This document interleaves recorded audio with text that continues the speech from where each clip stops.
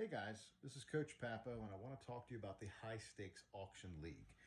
Yeah, that's that league at work I've been saying about, and we're looking for a few new members, and I'd love to have you. So I want to give you a brief overview of what's going on. I'll get your email address so I can forward you all the details about how we do all the little ins and outs, but I want to just give you a brief overview on why the auction draft is so fantastic. It will blow your mind. It is literally the best type of live draft you can have, and why you're going to have a ton of fun. First off, the High Stakes Auction League, without looking, I believe this is our seventh or eighth year. And before that, we had a snake draft league that was around, I think, 6 or 7 years. So in total, this league's been around, give or take, 15 years. And we have some of our core players still in the league. So it's been around a while. We've tweaked the rules and the scoring settings so they're very precise. They're a very accurate representation of what's going on the field, and they're a lot of fun. So anyway, the actual live auction, why it is awesome. Number one, because Fuddruckers is an awesome place to have it. They have food there. It is BYOB as well. And they let us have the party room for free. And we have a projector and a screen. And the live draft board is projected onto the screen so you can see what's going on right in front of your face. It's all right there, clear as day. The second thing is, or rather the third thing is, number one, we have an awesome league with great members that have been around for a while. Number two, we have an awesome place to have it. And number three is the actual auction. So think about back in the day when you're doing your snake drafts and you're like, oh man, I get sniped again. You're sitting there at the 10th pick and you want Miles Sanders.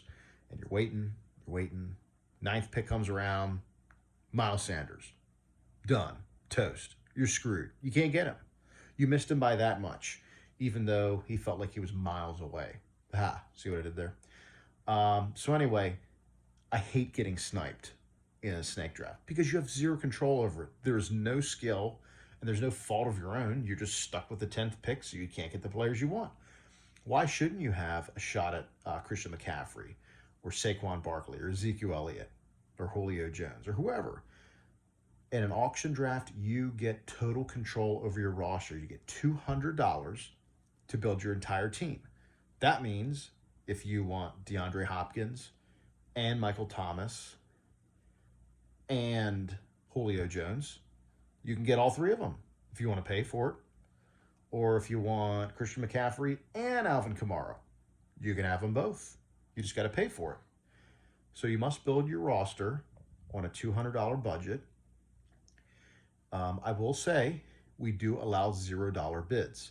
So how it goes is we take turns nominating players, just like you would pick players in a snake draft. So first guy gets up, let's say it's Joe. Joe says, Saquon Barkley, $5. Starting bid, $5. So start going around the room. The auctioneer's pointing. Oh, I see 5, 6, 10, 12. Somebody hikes the bid up to 30, 35. Saquon ends up going for $65. On the draft board, it'll show, let's say Joe won it. Joe's team, $65 is deducted. Joe has $135 left on his roster to build the rest of his team. So let's say we're going on, and you or somebody else says, Daniel Jones, quarterback, $0. Nobody else in the room bids on him. Well, you get him for $0. He takes up a roster spot on your team, but none of the dollars are removed because you at least made a claim for him first. Also, you ask, well, what happens when I run out of money? Well, let's say you run out of money. You have 3 roster spots left. You have $0 left. You spent your last $5 on somebody. So what happens is when it becomes your turn to nominate next, you say, Mohamed Sanu, $0. And again, if nobody else in the room bids on him, you'll get him for $0. Now, and you have to wait until your next time that you nominate to nominate somebody else because you're out of money.